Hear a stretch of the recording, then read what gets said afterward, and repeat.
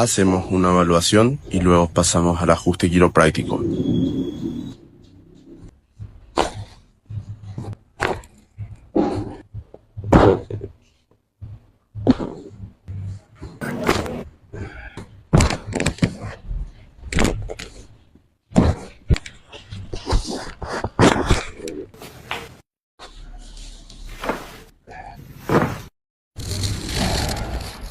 ¿Qué tal?